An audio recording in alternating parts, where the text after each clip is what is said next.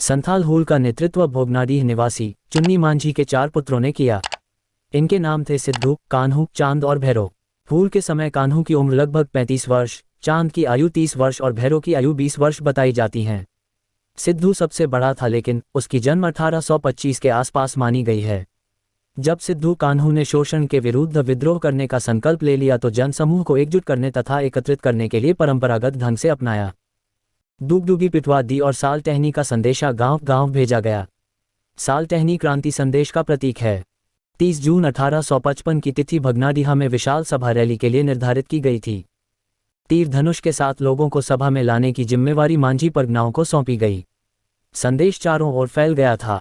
दूरदराज के गांवों से पैदल यात्रा करते हुए लोग चल पड़े। तीर धनुष और पारंपरिक हथियारों से लैस लगभग 20,000 संथाल 30 जून को भगनाडीह पहुंच गए। इस विशाल सभा में सिद्धू कान्हू के अंग्रेज हमारी भूमि छोड़ो के नारे गूंज उठे। तभी तिलक ने कहा था, स्वाधीनता हमारा जन्मसिद्ध अधिकार है। नेताजी सुभाष चंद्र बोस ने कहा था, तुम मुझे खून दो, मैं तुम्हें आज़ादी दूंगा। और महात्मा गांधी ने नारा दिया था, करो या मरो। इनसे पहले ही उसी तर्ज पर सिद्धू ने ललकारा था, करो या मरो, अंग्रेजों हमारी पार्टी छोड़ दो। सिद्धू का लोकतंत्र में काफी विश्वास था। उसने समझ लिया था कि केवल संथालों द्वारा जन आंदोलन असंभव है, इसलिए उन्होंने औरों का भी सहयोग लिया। इस विद्रोह में अन्य लोग भी जैसे कुम्हार, चमार, ग्वाला, तेली, लोहार, डोम और मुस्लिम भी शामिल हो गए थे। सिद्धू कान्हू ने हूल को सजीव और सफल बनाने के लिए धर्म का भी सहारा लिया। मरान बोरू मुख्य देवता और जाहिर एस मुख्य देवी के दर्शन और उनके आदेश की बात का प्रचार कर लोगों की भावना को उभारा।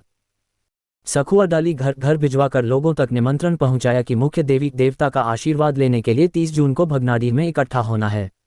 फलत 30 जून को भगनाडीह में कोई 30,000 लोग शस्त्रों के साथ इकट्ठे हो गए। उस सभा में सिद्धू को राजा, कान्हू को मंत्री, चांद को प्रशासक और भैरो को सेनापति मानकर नए संथाल राज्य के गठन की घोषणा कर दी गई। महाजन, पुलिस, जमींदार, तेल अमला, सरकारी कर्मचारी के साथ ही अंग्रेजों गोरों को मार भगाने का संकल्प लिया गया तथा लगान नहीं देने व सरकारी आदेश नहीं मानने का निश्चय भी किया गया। नीलही गोरों ने नील खेतों के लिए संथाली को उत्साहित किया था, पर जल्द ही उनका शोषण शुरू हो गया था, जो बढ़ता ही गया। संथाल उनसे भी क्रोधित थे। इसी समय एक घटना घटी। रेल निर्माण कार्य से जुड़े एक अंग्रेज ठेकेदार ने 3 संथाली मजदूर औरतों का अपहरण कर लिया। इस घटना ने आग में घी का काम किया। क्रांति की शुरुआत हो गई। कुछ संथालों ने अंग्रेजों पर आक्रमण कर दिया। 3 अंग्रेज मारे गए और अपहृत स्त्रियां मुक्त कर ली गई। हूल यात्रा शुरू हुई तो कलकत्ता की ओर बढ़ती गई। गांव के गांव लुटे गए, जलाए गए और लोग मारे जाने लगे। लगभग 20,000 संथाली युवकों ने अंबर परगना के राजभवन पर धावा बोल दिया और 2 जुलाई को उस पर कब्जा कर लिया। फूदनीपुर, कदमसर और प्यालापुर के अंग्रेजों को मार गिराया गया। निल्हा साहबों की विशाल कोठियों पर अधिकार कर लिया गया। 7 जुलाई को दिघी थाना के दारोगा और अंग्रेजों के पिट्टू महेशलाल दत्त की हत्या कर दी गई। तब तक 19 लोगों को मौत के घाट उतार दिया गया था। सुरक्षा के लिए बनाए गए माटेल टावर से अंधाधुंध गोलियां चलाकर संथाल सैनिकों को भारी हानि पहुंचाई गई। फिर भी बंदूक का मुकाबला उन्होंने तीर धनुष के साथ किया। संथालों ने वीरभूमि क्षेत्र पर कब्जा कर लिया और वहां से अंग्रेजों को भगा दिया। वीरपाइती में अंग्रेज सैनिकों की करारी हार का सामना करना पड़ा। रघुनाथपुर और संग्रामपुर की लड़ाई में संथाली की सबसे बड़ी जीत हुई।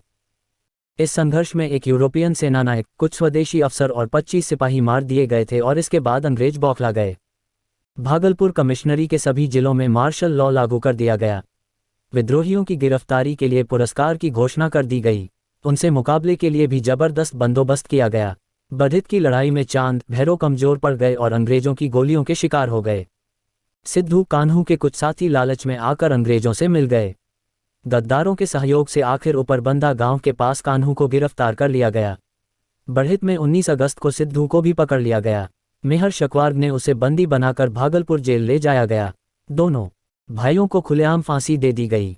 सिद्धू को बढ़ित में जिस स्थान पर दरोगा मारा गया था और कान्हू को भगनाडीह में ही फांसी पर चढ़ा दिया गया।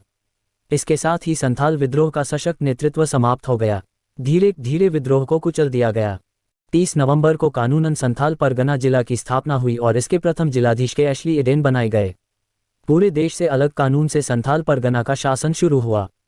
संथाल हूल का तो अंत हो गया, लेकिन 2 वर्ष के बाद ही 1857 में होने वाले सिपाही विद्रोह प्रथम स्वतंत्रता संग्राम की पीठिका तैयार कर दी गई। आज भी इन चारों भाइयों पर छोटा नागपुर को गर्व है और संथाली गीतों में आज भी सिद्धू कान्हू याद किए जाते हैं। इन शहीदों की जयंती संथाल हूल दिवस के रूप में मनाई जाती है।